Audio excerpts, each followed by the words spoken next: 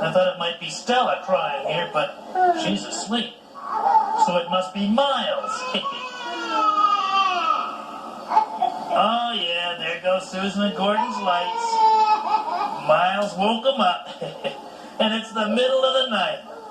Boy, I bet they'll really be grouchy tomorrow. It's gonna be great having a baby on Sesame Street.